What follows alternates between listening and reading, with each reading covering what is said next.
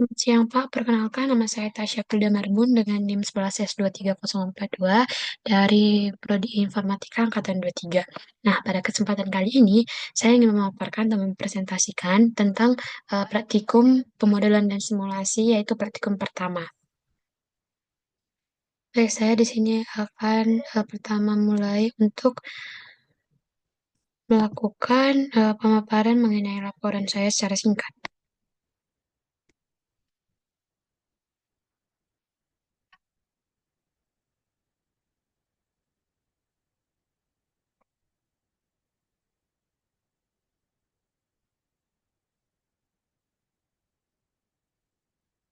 Pada praktikum kali ini, eh, judul praktikumnya itu adalah mengenai fundamental Blender. Kemudian, ini adalah beberapa step latihan sebelum masuk ke studi kasus. Kemudian, ini adalah beberapa langkah-langkah awal atau step-step dasar yang diberikan untuk memahami dalam pengenalan aplikasi Blender itu.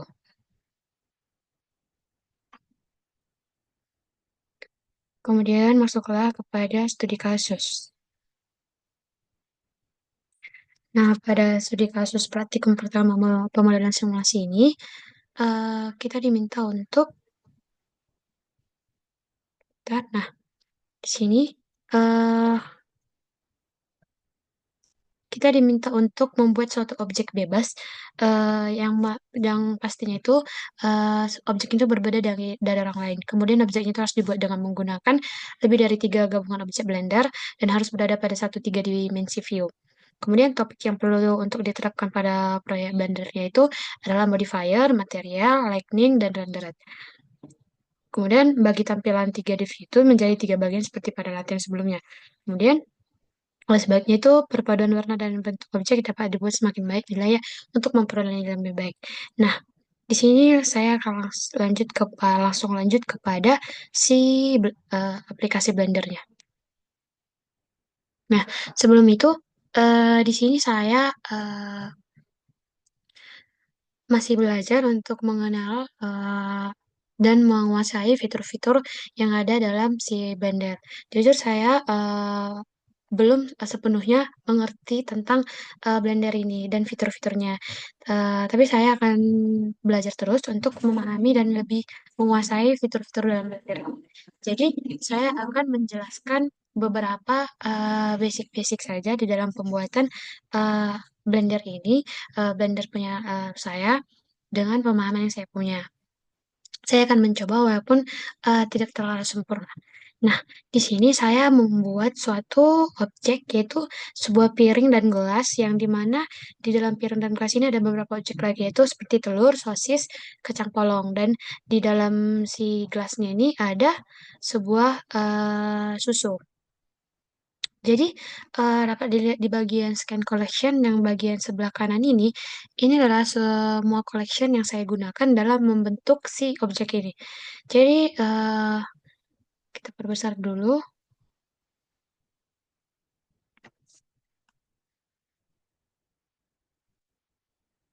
Nah, jadi ini adalah beberapa collection. Jadi, si si objek yang sudah saya bangun ini itu sebuah piring dan gelas dan beberapa isinya itu dibentuk dari bangun-bangunan seperti circle, cube, kemudian kita coba kita buat dari posisi. Nah, ini dalam bentuk kamera. Jika dilihat dalam bentuk kamera, kita keluar dulu dari bentuk kameranya.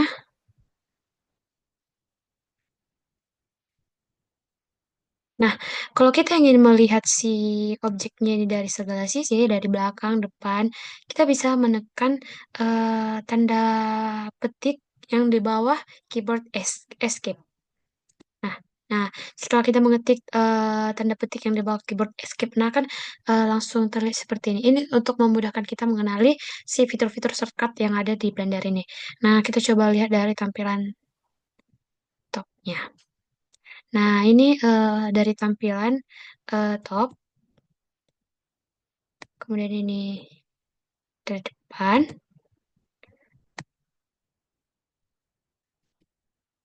Nah, kita kita bisa memilih kita mau melihat eh, si objek ini, si gambar itu dari tampilan mana saja. Nah, ini kita kembali ke view kamera.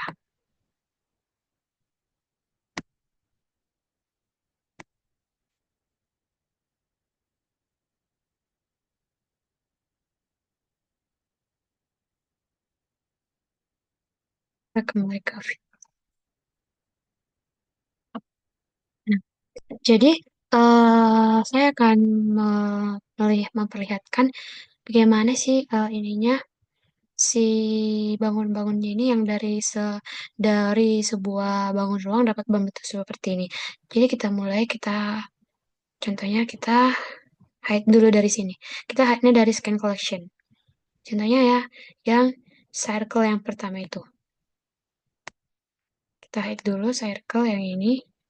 Nah, circle yang pertama itu untuk bangun ruang, yaitu untuk si plate-nya atau eh, si piringnya. Jadi itu cara pembuatannya nanti kita buat dari shift A.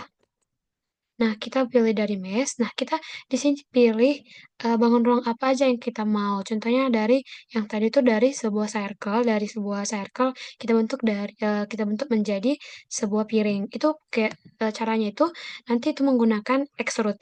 Nah, extrude itu nanti bisa untuk menaikkan si circle-nya itu. Seberapa besar kita pengen menaikkan circle. Contohnya ini kan dari contohnya kita nampakkan lagi. Nah, contohnya ini. Nah, contohnya ini pada piring ini. Ini kita menggunakan fitur extrude supaya si piringnya ini bisa naik. Nah, jadi si piringnya ini di sini antara ini dan ini itu kita menggunakan extrude biar si piringnya itu ada jadinya sebuah bolongannya, sebuah wadahnya ini. Kemudian begitu juga untuk yang lainnya. Contohnya circle yang ini.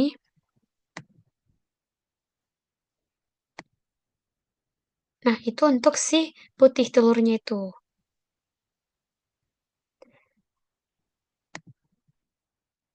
Kemudian yang circle 002 kecil dulu. Nah, jadi untuk si circle nomor 2, oh ya, circle nomor 003 itu untuk membuat si genangan susunya. Jadi di gelasnya itu seperti ada betul-betul seperti ada genangan susunya. Jadi itu dibuat dari si circle ini. Kenapa bisa? Itu nanti dilakukan dengan cara menumpuknya. Jadi kalau kita mau menumpuk itu atau menggandakan itu menggunakan shift D. Kemudian kalau kita hilangkan circle 002 itu, circle 002 itu untuk si gelasnya. Sama kayak tadi yang saya jelaskan, untuk membuat si circle-nya ini jadi seperti tabung, itu kita menggunakan extrude. Nah, kalau misalnya kita untuk memperbesar itu, contohnya ini. Kalau kita ingin perbesar eh, si sosis ini, kita klik kanan dulu pada objeknya, kemudian kita tekan S. S itu untuk scale atau memperbesar. Nah, jadi ketika kita tekan S, maka si objek yang ingin kita perbesar itu akan itu scale itu memperbesar atau memperkecil. Jadi eh, ketika kita tekan si scale, itu nanti akan membuat si ukuran objek yang ingin kita rubah itu menjadi besar atau kecil sesuai tergantung keinginan kita.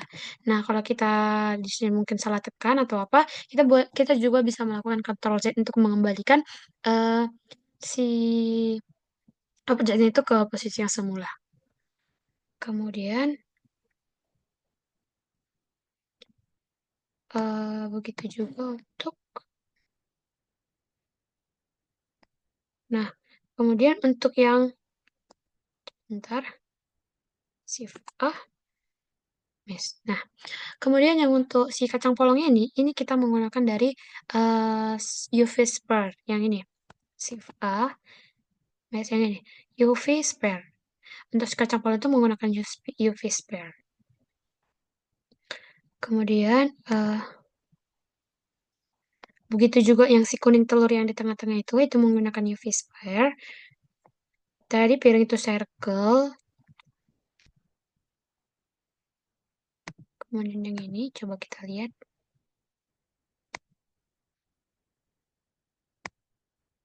Nah, kalau yang si sosisnya nih, ini menggunakan sebuah bangunan cube atau kubus. Nah, ini kenapa bisa jadi melengkung? Itu kita gunakan fitur-fitur seperti extrude untuk membuat si sosisnya itu seperti jadi melengkung. Kemudian di sini juga ada mengapakan lightning. Nah, lightning itu seperti yang ada titik-titik ini. Nah, ini adalah lightning untuk memberikan pencahayaan pada objek produk kita, objek yang kita buat. Kemudian masuklah kita kepada,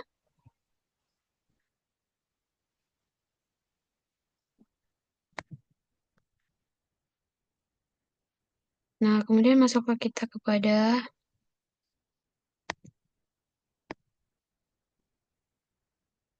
nah ini material. Materialnya ini, material itu untuk membuat warnanya. Jadi ini adalah beberapa material yang ada pada objek saya, yaitu seperti BG itu untuk background, gelasnya ada material gelas, ada material untuk kuning telur, ada material untuk piring, kemudian polong. Kemudian untuk putih telur, untuk sosisnya, untuk susunya. Jadi kita di sini kalau kita mau menambahkan material itu, kita harus membuat dari sini, dari new. Nah, di sini nanti kita tambahkan sebuah material. Jadi apa sih gunanya material ini? Gunanya material ini untuk memberikan warna. Contohnya ini. Contohnya kita klik material si kuning telurnya.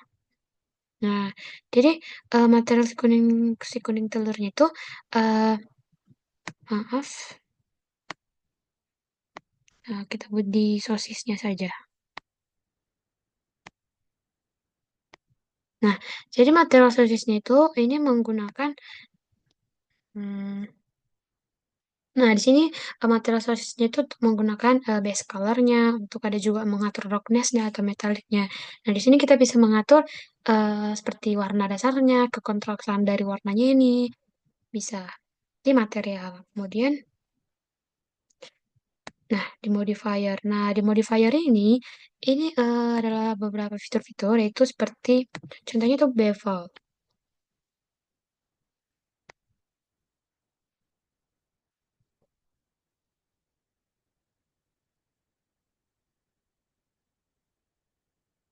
Nah, contohnya seperti ada bevel yang saya gunakan juga ada seperti bevel. Bevel itu untuk memberikan si efek pada si objeknya itu. Kemudian subdivision surface ini, nah ini juga saya gunakan si subdivision surface ini. Contohnya ini kita klik pada si sosisnya lagi.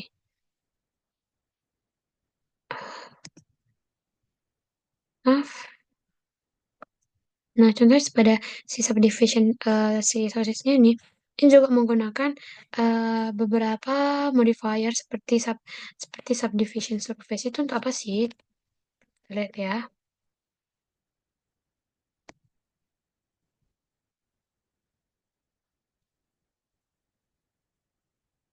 Nah, jadi gunanya subdivision surface ini itu untuk memberikan eh, membuat si tekstur si objek ini lebih halus. Jadi kan itu bermula dari suatu ruangan, satu ruangan tiga dimensi seperti bentuk tiga dimensi seperti kubus, circle atau yang lain. Nah, itu kan teksturnya masih kasar. Nah, bagaimana supaya bisa teksturnya itu lebih halus agar si objek yang kita bangun itu lebih nyata seperti yang ada pada dunia nyata kan. Jadi kita menggunakan si ini, kita mengaturnya di sini di level-levelnya nih. Jadi semakin tinggi levelnya maka kehalusan dari si apanya ini semakin halus. Kemudian,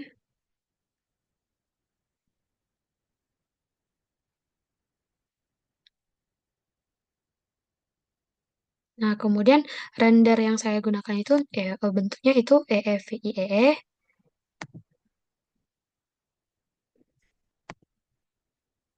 Nah, jadi inilah hasil yang saya bisa lakukan dari pembuatan studi kasus bebas, pembuatan objek bebas di ModSim yang pertama ini. Nah, kalau kita ingin melakukan save pada ininya, ini kita bisa tekan yang file di atas.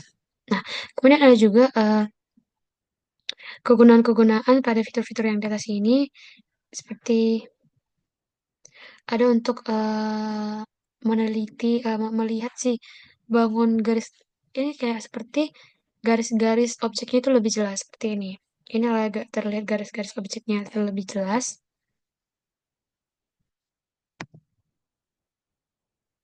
Jadi ini untuk mengatur, ini untuk meningkatkan ketelitian kita dalam membuat si objek-objeknya nih. Contohnya kita ingin mewarnai satu satu baris saja, kita bisa menggunakan yang di atas.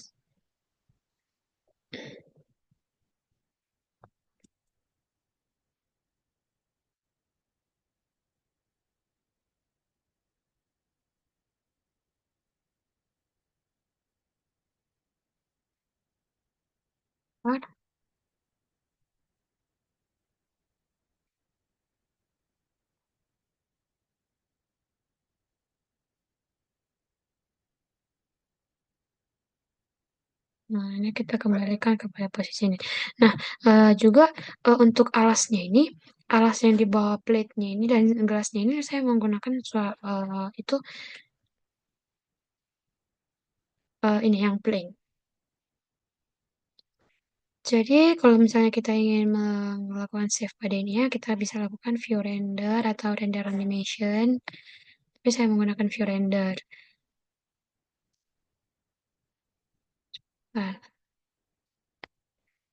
Nah, di sini belum share. Saya share.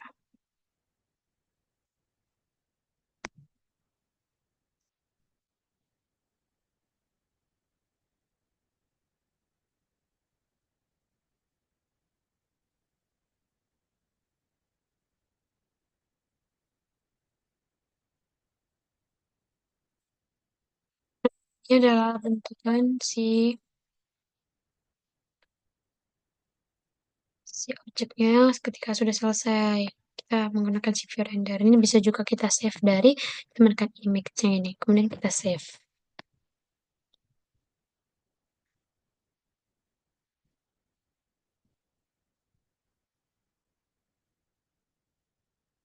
Nah, kemudian juga di sini ada lightning untuk memberikan pencerahan.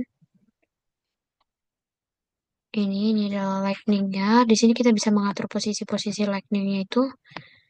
eh Terserah kita mau buat apa. Kalau misalnya kita mau membuat lightning itu kita menggesernya kita tekan G. Nah, ini kan sudah ada di sini di sebelah kanan itu kan sudah ada ini kursor untuk menandakan arahnya. Jadi sebenarnya kita bisa langsung menekan, tapi untuk lebih bagusnya kita menekannya kayak G terus X. Kemudian akan bergerak sesuai arah X. Nanti juga untuk sebaliknya, kita bisa mengatur dari mana aja.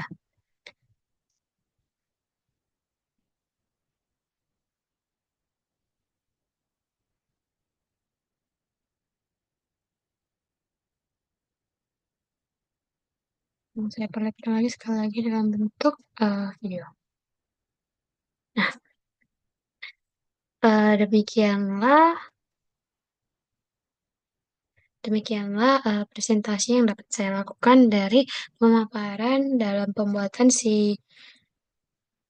pemodelan simulasi yaitu studi kasus bebas dalam aplikasi bandar.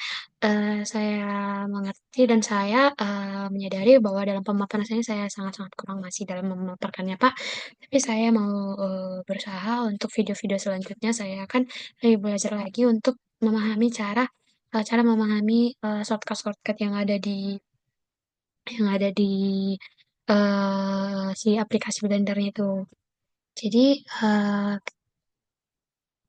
Kalau ada kekurangan, eee, saya harap Bapak dapat memberikan feedback agar saya dapat memperbaikinya di video-video selanjutnya. Terima kasih.